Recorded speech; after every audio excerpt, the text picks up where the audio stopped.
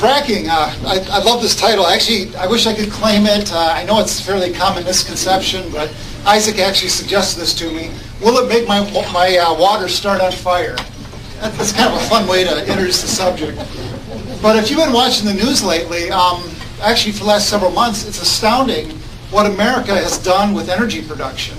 There are articles out there, as I mentioned in the email to you guys, suggesting that the U.S. will surpass Saudi Arabia and be the world's leading producer of petroleum products within a few months, by next year, somewhere in there. It's pretty amazing that this has happened. And the production output is doubling, I forget how often, every couple of years or something, I don't know. This guy here will tell us about it.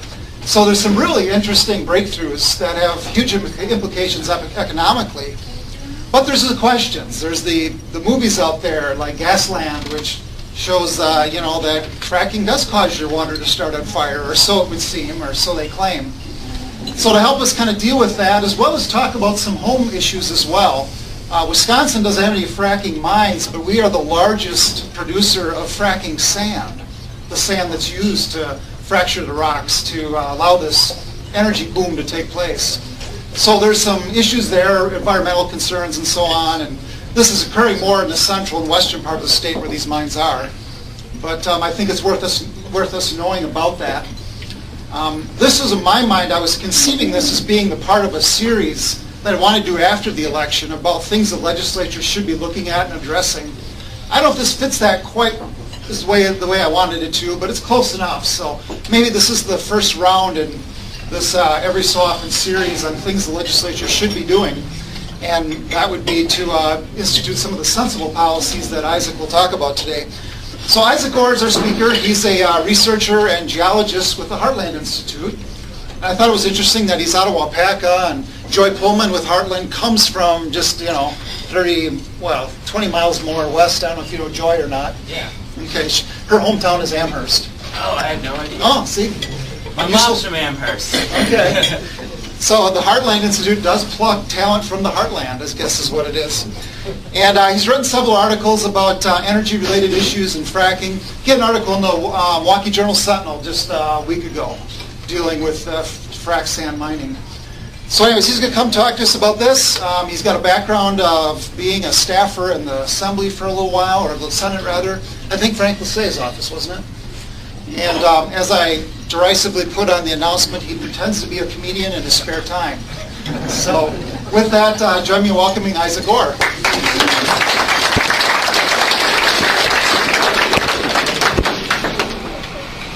All right, everybody, thanks for coming. Let's give a round of applause to Dave for putting all this together. Appreciate his work on this. I've also got goodies for you guys afterwards, and you don't have to pay for it. Take that, Kristen.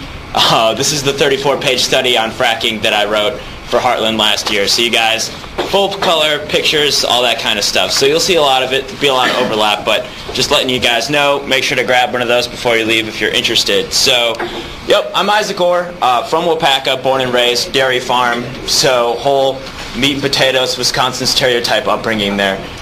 So yeah, I like to talk about geology. The Heartland Institute, where I work, is the well, let's get rid of this thing right here.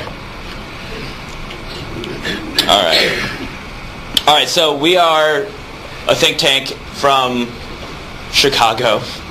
I try to go down there as little as possible. I can't stand the fibs. Oh, okay. Yeah, right. But yeah, so libertarian think tank, we focus a lot on energy and environmental issues. We do a lot on the global warming issue. We are the leading think tank when it comes to global warming skepticism. So if you're interested in that, make sure to check out heartland.org so you can get more information. Who am I? I went to college in UW-Eau Claire, right where all the frac sand mining is happening. So I studied political science and geology out there, authored the 34-page study, and I've been in the Washington Times, The Hill, that sort of thing. So I've been really lucky this last year. It's been really exciting, just kind of like, oh wow, people want to read what I write. So you get paid for this? That was the great thing. Because I'm 26, I look all of 21, maybe. So thanks for coming, because I'm no longer the youngest person here. I thought I would be. We're skewing that average. So yeah, let's. And then I also appear on Breitling Energy's Powering America Radio from time to time. So I'm sure you guys are all on Twitter, so check me out. All right, so fracking is important, hydraulic fracturing, because we're now number one. And I did a talk in Appleton last week. It was the Pachacacha. I don't know if you guys have heard of it. It was the first time I had. It's 20 slides, 20 seconds a slide, so it was very rapid fire. But we're now the number one producer of oil, natural gas, and as a joke, I put in freedom. But it's actually not so much a joke, because we are more energy independent now than we have been in a really long time. We'll probably never be completely energy independent. We just have too much of a demand for it. But we are more secure in our supply than we have been since, the 1980s. Right now we're producing about 8 or 9 million barrels a day, which is something we haven't done since Reagan was in office. So it's pretty incredible. And the reason this is happening is because we are, I know this is going to sound cliche, but because we have the freedom that we have in the United States. The United States is the only country in the world where everyday people like you and I can own the mineral rights underneath our land. So when you look at the increase in oil production that we've seen here, so we have this dip down here, but we see this increase at the end. And that's 2012. That's continued upwards due to the massive increases in production in Texas and North Dakota, Colorado, Oklahoma. So we have a lot more oil production, but the reason that is because private land. Our oil production on federal lands has decreased a lot because they're not getting the permits that they need in order to go ahead and drill on there. So it's all a private initiative, mineral or energy companies coming in, negotiating with private or individual landowners. And look at this trend. Just down, down, down, and then spiking up. And that's all directly correlated to hydraulic fracturing. Now we have natural gas production, kind of a similar story. We surpassed Russia as the leading producer of natural gas a while ago. And one of the reasons that natural gas prices and oil prices are so different is because it's hard to transport natural gas. So we're going to talk about that in a second as well.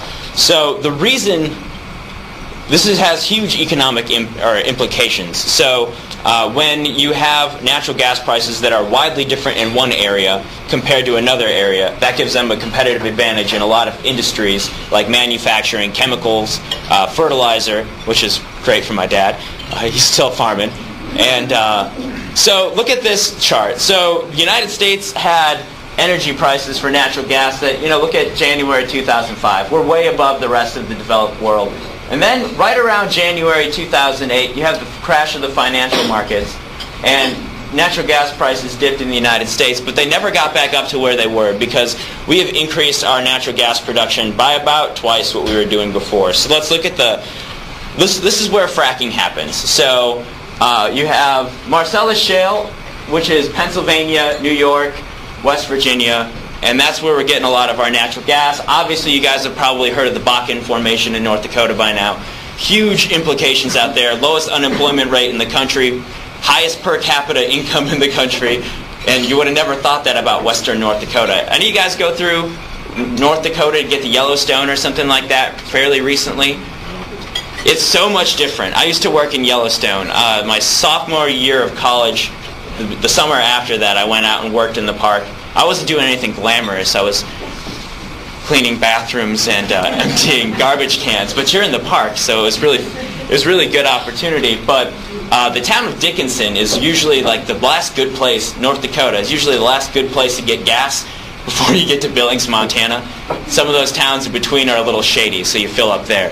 But that place has grown tremendously. I was just out in North Dakota for the North Dakota Petroleum Council meeting out there, and they've added 2 off-ramps on the interstate, so 2 different exits for a little town, Dickinson. It was about 10,000 people maybe 10 years ago, and now they're saying it's going to balloon up to 40 within the next couple years. They said the town of Dickinson will require 2,500 more acres just to house all the people that they're thinking are going to be coming. They just built the world's largest Menards out in Dickinson, North Dakota, so that's got a little Wisconsin impact. So I guess one day, the boom out there is crazy. There's just apartment buildings are going up faster than you can shake. That analogy wasn't going to work. They're going up really fast. There's a lot of subdivisions going up. Apparently there's a rumor in town that apparently one time a contractor walked into Menards and bought every single 2x4 they had in there. So pretty incredible. So also, back on track here, Eagle Ford in Texas, Barnett Shale is where fracking was essentially invented or perfected as its current iteration. We've been doing hydraulic fracturing since 1947. The first fracked well was in Kansas. So in order to draw a little bit of comparison, we'll move on. Okay, we'll go into this. Look at this is what we were getting from the same rocks that were getting a massive boom in natural gas and oil. This is how they looked up until 2007. We weren't getting much. So this is a technological breakthrough stimulated by high oil prices. Essentially, well, we're not getting anything out of our conventional wells, our easy access wells. It's the kind of wells that they still drill in Saudi Arabia. But look at this. Natural gas in Texas, Louisiana, and this one right here is really important. It's the Marcellus. That has expanded a lot, and it could expand more, except New York has a moratorium on the practice, and it's really shady in New York because there's a lot of landowners in the Buffalo area. It's all the upstate New York, and that's an area that's economically, they're kind of in the doldrums. A lot of the industry that used to power Buffalo, Buffalo used to be the most wealthy city in America, and now a lot of the manufacturing, that sort of stuff is left. They're hungry for natural gas development up there, yet it's kind of a case like Illinois where you have a very liberal urban center that kind of dictates policy to the rural areas. We have that a little bit here in Wisconsin with Milwaukee and Madison, but it's not as extreme as it is obviously in New York and Illinois. So what the frack is it? So that's as close as I'm going to get to saying the F word. So if that's what you're here for, sorry.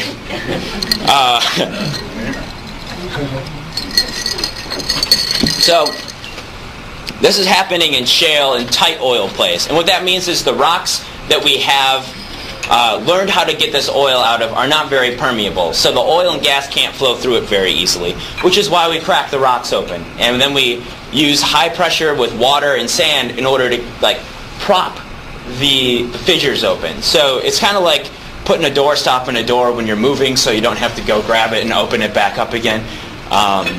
That's my really simple analogy. So, and the reason that fracking is now so important is because we're doing it in vertical or horizontal wells. So before we drill straight down into a very permeable rock.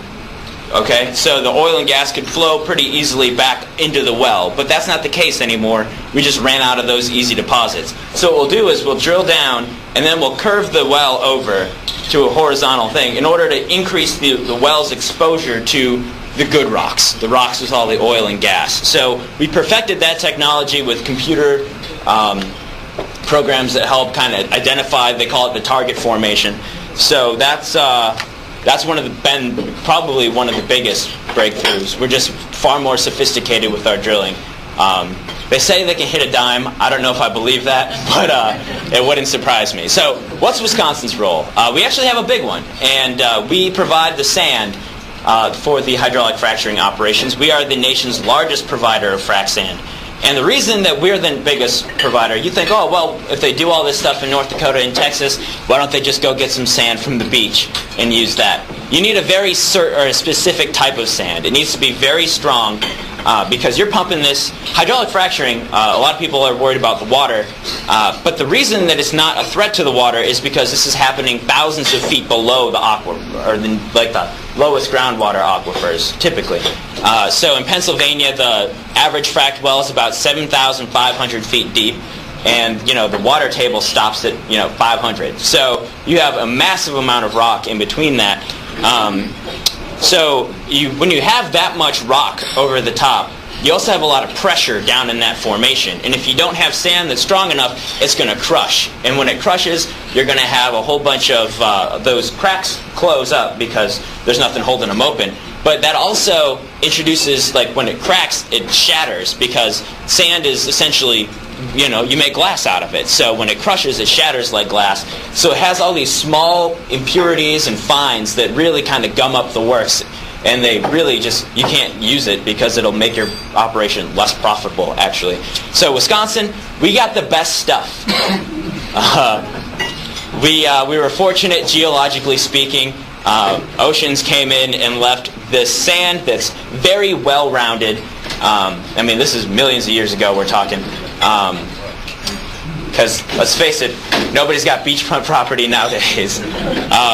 So it's very strong, it's made of the right minerals, and it's very clean. So it doesn't have a lot of other minerals in it. So it's quartz sand. So you can have a lot of other kind of, they call them junk minerals, that just kind of get in the way and reduce the profitability of mining it. So Minnesota could also be a large supplier of it. They have a lot of the same sandstone formations, but they've been a lot more reluctant from a regulatory standpoint to permit it, and it doesn't really make sense. So who here has ever seen a gravel pit?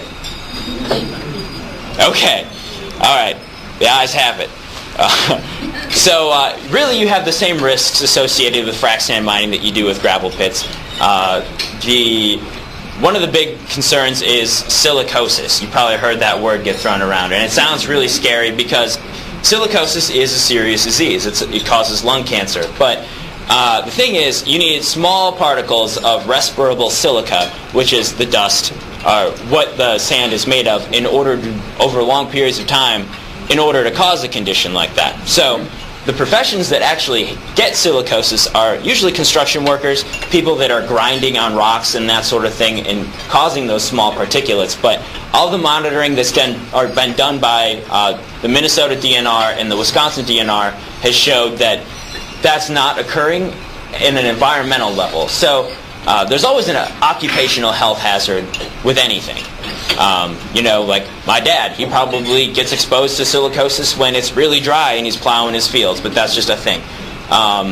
Or he could take his arm off in a PTO shaft. Hopefully it doesn't happen, but it's a possibility. But as far as an environmental health hazard, there's no evidence to suggest that silicosis is going to happen. They also like to throw out water contamination or depleting the water supply, and that's not really an issue either. So when they talk about contamination, they're talking about a chemical called polyacrylamide. And polyacrylamide is a flocculant, which means it's a chemical that's used to take clay out of water. Most municipal water systems use polyacrylamide in order to get a lot of the fines out of the water. Otherwise you're pumping clay through your pipes, and eventually that'll gum them up. But it also contains very trace amounts of acrylamide, which is a neurotoxin. So that's concerning. People hear acrylamide and they get really worried, but they don't understand necessarily the context of it. Acrylamide breaks down in the environment 94% within 14 days. And when you're talking about groundwater movement through rocks horizontally on the order of centimeters to inches a day, it doesn't really present a significant threat to water supplies, which is just my scientific way of saying it's probably not going to happen, but it's still something to be vigilant of. So let's get to the jobs number. They're thinking with the number of mines that have been permitted, there are over 130 permitted mines in Wisconsin now, increasing demand for frac sand. They're thinking they're increasing the amount of sand that they pump down each well by about 30%. So that's going to stimulate a big demand in frac sand if oil prices come back up a little bit. So they're thinking that'll create at least 2,000 jobs. These are usually better paying jobs than the mean income. So I think the numbers that I was looking at previously said something around at least 45 for jobs in this kind of industry. It creates a lot of trucking jobs, a lot of hydrogeologists, reclamation specialists. So it's not just all trucking or people that are working in the mine. A lot of science people as well. And one thing we hear a lot about when it comes to fracking is, well, what about the chemicals? The composition of fracking fluid, which is the water, sand, and chemicals that they use in order to fracture the rocks, is 99.51% water and sand. It's usually about 90% sand, 9.5%. Strike that, reverse it. It's 90% water, about 10% sand, and the chemicals, most of them you can find underneath your sink. And also Baker Hughes, one of the largest oil field companies in the country, recently disclosed all of their chemicals. So people were worried that they didn't know what was in the wells, and now they do. So that's really important. So one of the big advantages of hydraulic fracturing is we're learning how to drill multiple wells from a single pad. So before, we drill one well, drill straight down, get the oil out, move on to the next one. Now we're getting creative. We're snaking these out every different direction. This is a well in Colorado. This isn't typical, but this is really cool. They call it the octopus. 51 wells were drilled from a single 4.6 acre drill pad. So they were able to get the resources from 234 acres by only disturbing 6 or 7 acres. Because you got a road and all that kind of stuff that it's going to be, trucking in the supplies, the water, the sand, all that kind of thing. And in 2011, 83% of the wells in the Marcellus Shale, which we talked about, Pennsylvania, West Virginia, were multi-well pads. So that number is going to go up as long as they can secure the mineral rights. The thing about this is my paper, I published it last year in November. A year later, there's a lot of things that are outdated in it already because the rapid pace that this technology is advancing is incredible. So obviously we talked a little bit about North Dakota. That place is growing like crazy. Pennsylvania has also seen a lot of economic growth. Texas is probably, they have a large economy, but they've been one of the fastest job creators in the country. A lot of that has to do with just people have a lot of money because oil field jobs pay really well. So a major study, mining is also the fastest growing sector of the economy. I don't think that we'd be seeing all the now hiring signs even here in Wisconsin if it weren't for the oil and gas boom. And that might just be my biased opinion, but I think what else is happening? You see a lot of uptick in manufacturing, that sort of thing, and a lot of that's due to low energy prices. Companies are finding that it's more cost-effective to move back to America and take advantage of low natural gas prices, because our natural gas prices are a third of what they were, 8 years ago. So they're finding it's cheaper to come back, pay people good wages, and still take advantage of that competitive advantage when it comes to energy prices, especially manufacturing. Steel plants are moving into Houston like nobody's business, which is great. Hopefully they move back into Wisconsin as well. Great thing is, Milwaukee is still the mining capital of, they produce more mining equipment than any other place in the country. So when you have an uptick and stuff like that, especially the frac sand, lots of production is happening there. They have the Cat D11, which is a huge thing. They have an 8-foot blade on that baby, and they're just using it to pulverize the sand. They're looking at, by 2020, 600,000 people will be directly employed in drilling for oil and natural gas, 900,000 indirect jobs, so that means frac sand providers, people that are providing well casings, that sort of thing, and 1.5 million jobs just from people in the oil sector spending their money in the broader economy.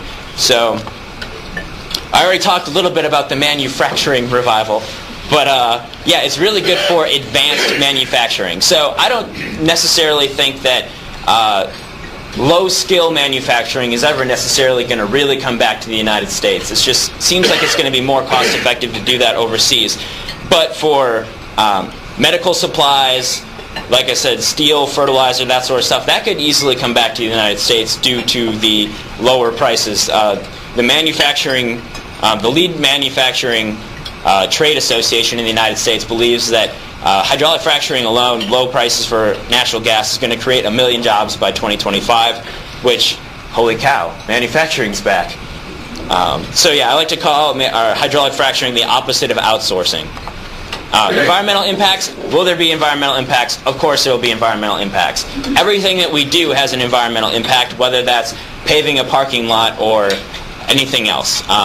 So the thing is, nothing's black and white. You have to trade the costs weigh the costs and the benefits and make the best of the situation. And you have to ask yourself, can we maximize the benefits while minimizing the risks? And I think we can. So hydrologists, engineers, they're all good at their jobs. State regulators, they need my help every once in a while, but they're usually pretty decent at figuring out what they need to do in order to make sure the citizens of their states are protected.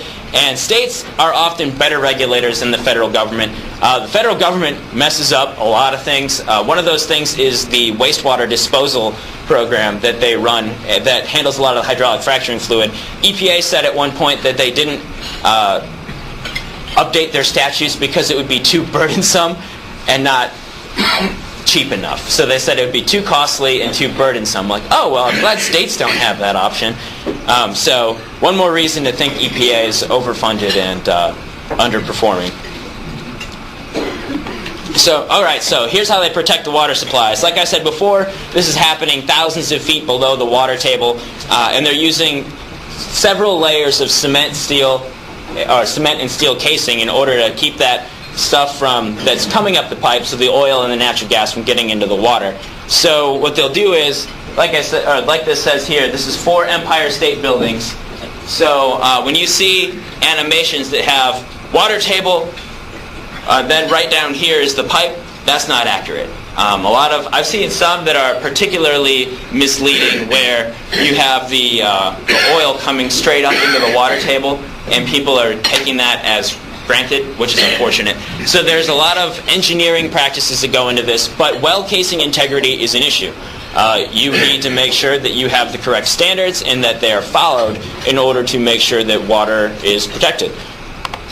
All right, so what about Gasland? This is how I brought you all in. You want to know if your water is going to start on fire. In Wisconsin, it's not going to. We just don't have the methane. But why did this guy's... I mean, he looks like a respectable gentleman. He's got a mustache that I can't grow. So, I mean, having water start on fire, that's pretty scary. I wouldn't be pleased if my water started on fire. So, was this fracking? No, it's bunk, is what it is. This guy drilled his well through coal beds. So coal beds are a natural source of methane. So whether fracking was even invented ever, this guy was going to have water, or methane in his water, and he was going to be able to do this. So unfortunately, truth was not paramount. Ratings were paramount when it came to this documentary. And there's a lot of good scientific studies that say rapid upward migration of hydraulic fracturing fluids, which is a scientific way of saying the chemicals in the water that we're pumping down there. They don't have a realistic way of coming up to the surface unless you have some sort of well casing failure, and in which case you have an operator you can hold accountable. So it's not like this is going to cause a widespread problem. All right, some people have been concerned about the use of water. Hydraulic fracturing uses about 2 to 4 million gallons of water per well, which sounds like a lot, but when you put it in context, everything needs context. It's really not that much. It's less in Pennsylvania and West Virginia. It's less than what's used for other mining, so coal, that sort of thing, less than what's used for agriculture, and power generation is a big one as well. So recycling the wastewater, so when you frack that well, about 15 to 20% of that wastewater is going to come back up to the surface. They call that produced water or flowback water. So they're developing ways in order to recycle that, and they're also, otherwise they have to, dispose of it in an injection well, which I'll get to in a second here.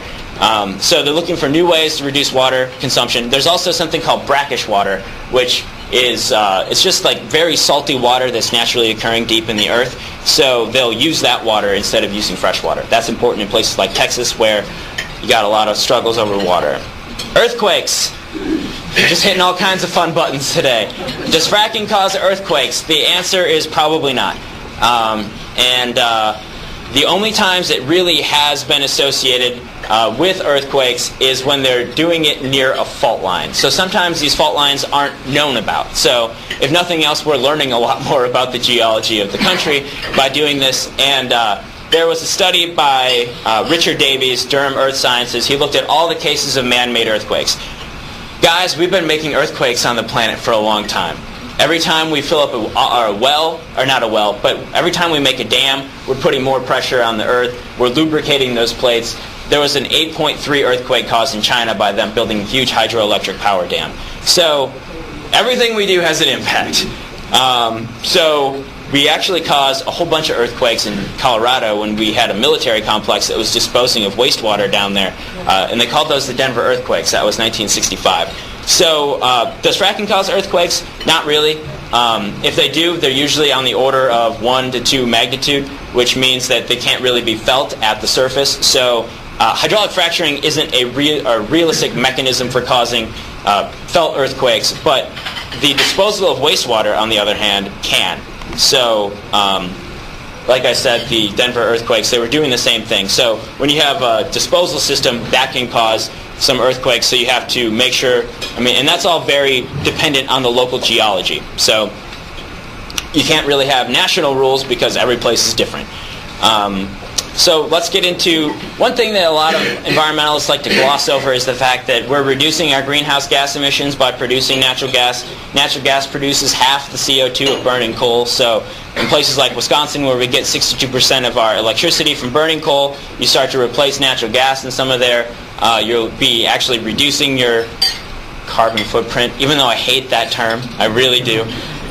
So there's an opportunity there to reduce the amount of greenhouse gas emissions. I'm not even sure that that matters, but when it comes to convincing moderates, I like to say it. So I'll wrap up here so we can get to your questions. So when you look at heating bills in the winter, and it's coming, so polar vortexes and that sort of stuff, use a tremendous amount of energy. Having natural gas prices be a third of what they would otherwise be is a huge benefit to the economy. One study by Yale suggests that we're saving about $100 billion a year doing that sort of thing. So that's a lot of extra money that's in your pocket as a result. But it's not just in your pocket. It's in school districts, hospitals, businesses. And that's the benefit of having affordable, reliable energy that we kind of take for granted. This process can be done wrong. You can mess it up. But that's why it's important that you are good about what you do. You follow the regulations that are in place, and everybody can benefit. And let's do it. Question time. Am I the only one that thinks this or heard this, but we need more carbon in the air, not less? Oh, yeah. I'm familiar. Yeah, well, there's actually a thing called... now, what do they call it? I was going to get all technical, and then I forgot about it. It's called CO2 enrichment. So the more CO2 that plants are exposed to, the faster they grow, the more efficient they are with their water consumption and that sort of stuff. So, yeah, let's start a 500 parts per million challenge, huh? Isaac, two questions. One was, is there any way that with the current price of oil from the Middle East, if they start to flood the market with cumulative oil, could that unseat, all the benefits of fracking financially? And the other one is, what about the export of the oil that crude oil we pull out? Is that something that we can do right now? Is that the benefit of exports of oil? Okay, yeah. Gosh, the first one's $1 million question, because if they did have a sustained low price, you could be looking at some of the oil companies that are operating in the United States starting to pull back a little bit. So the break-even price for fracking is usually estimated somewhere in the $60 to $65 a barrel estimate based on the formation and how good the geology is.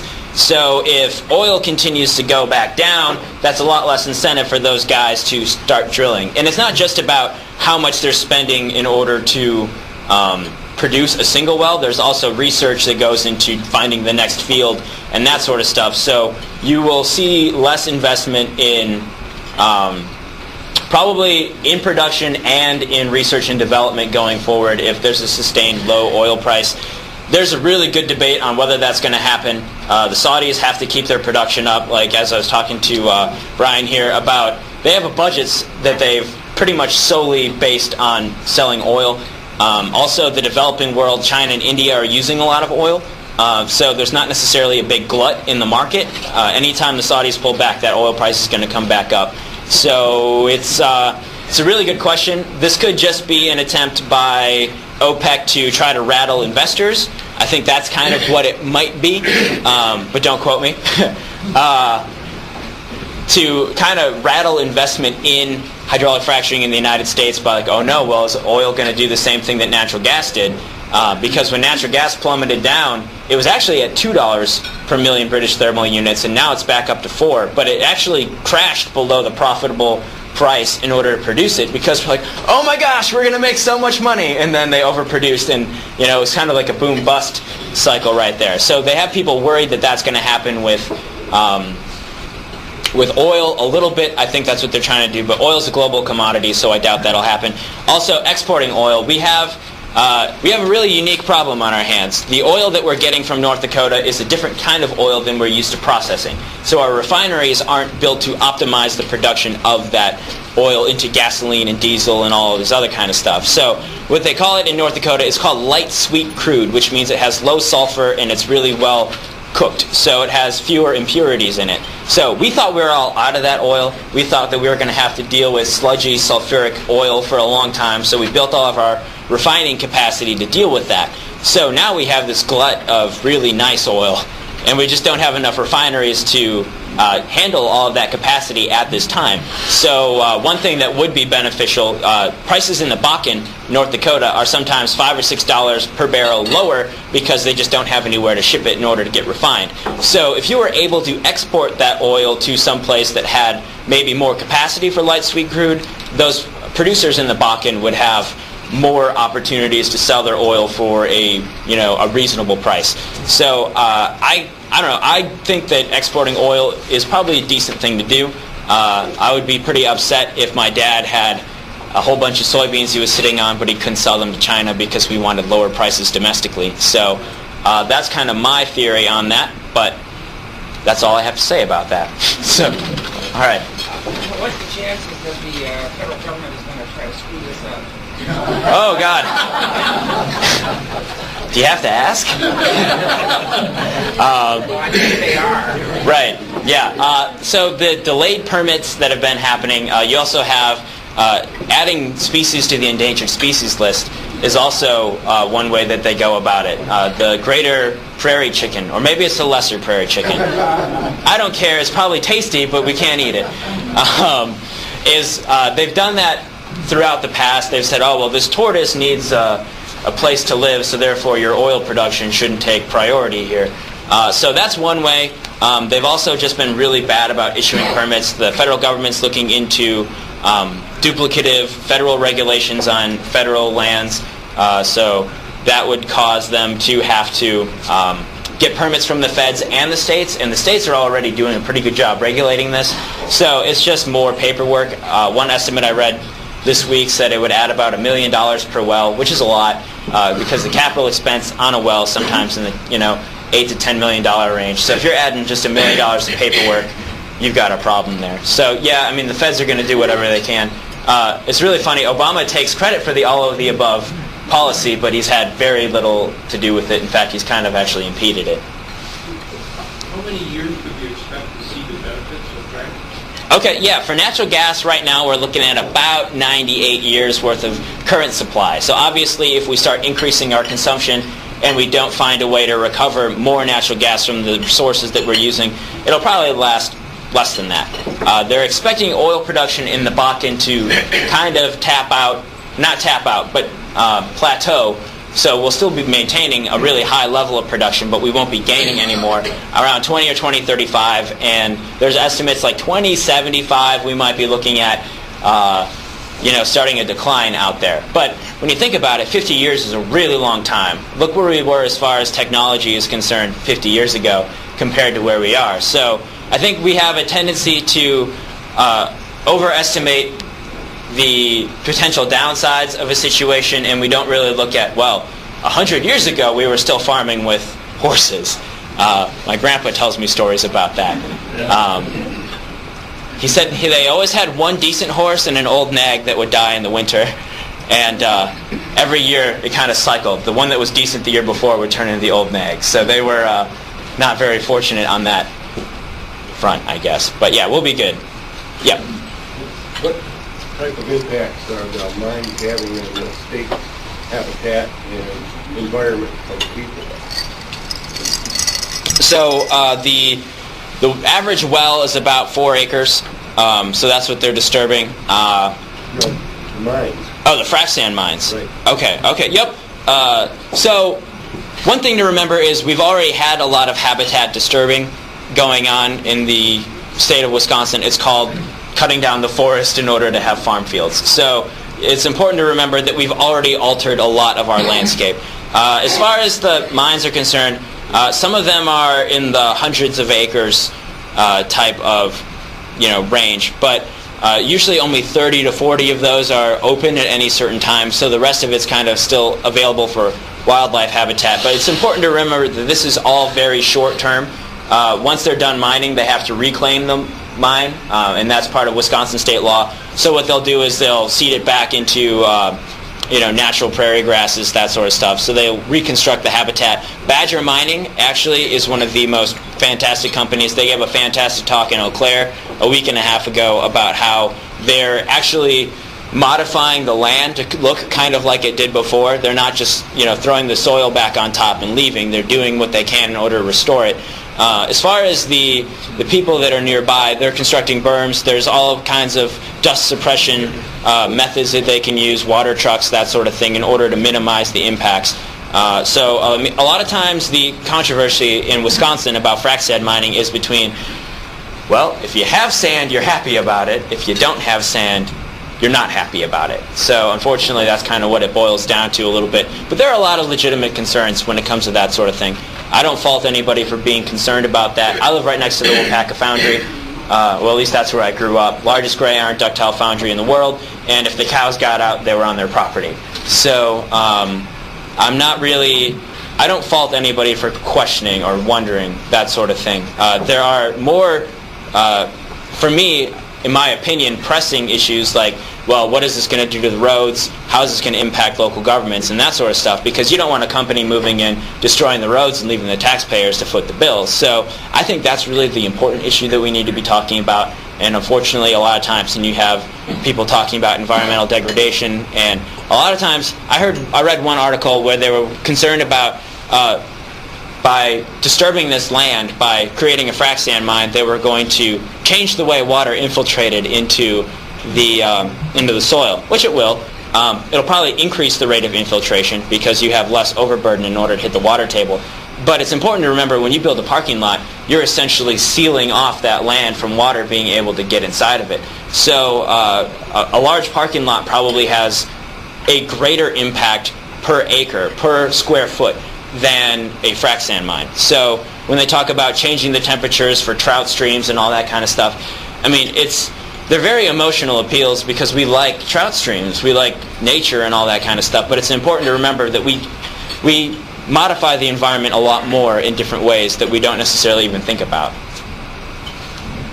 Talking about the Wapaka Foundry, the competition for that.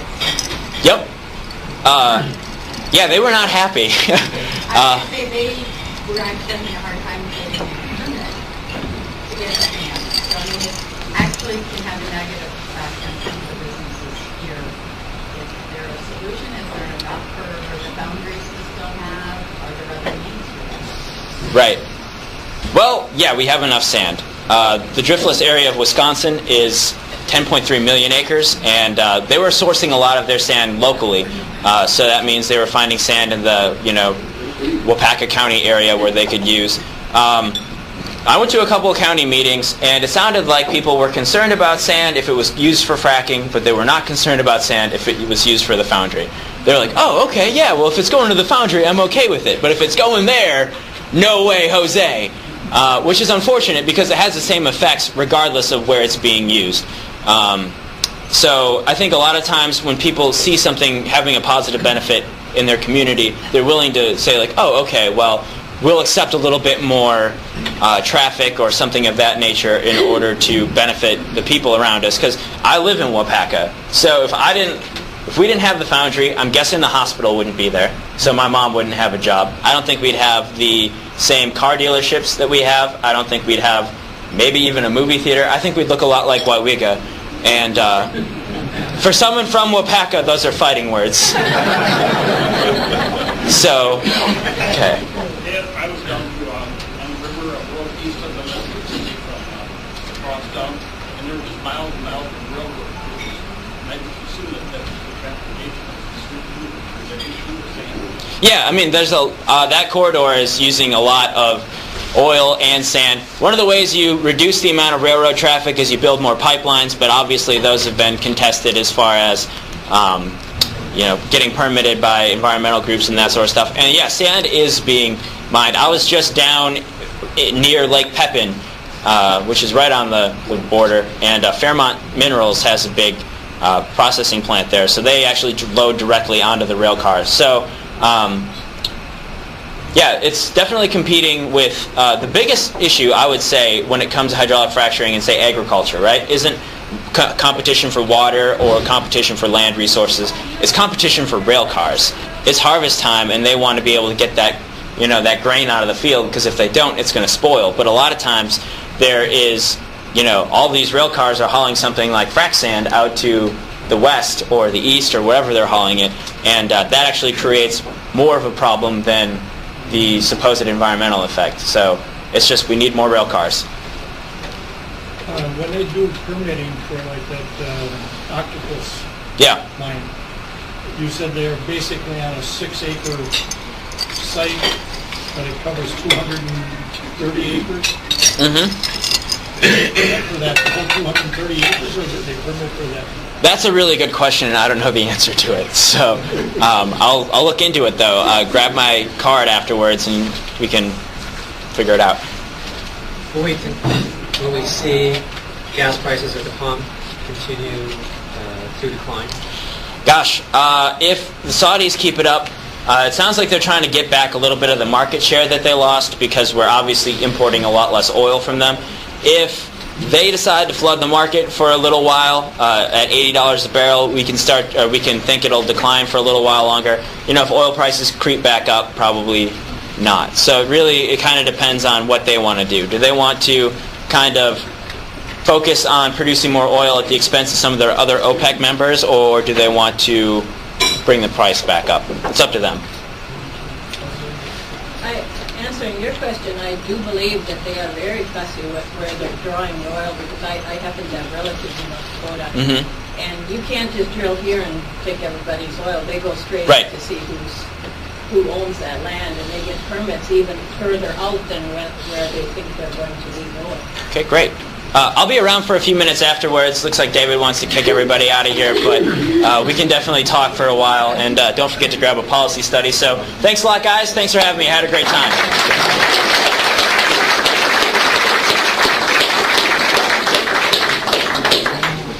He impersonates the comedian fairly well.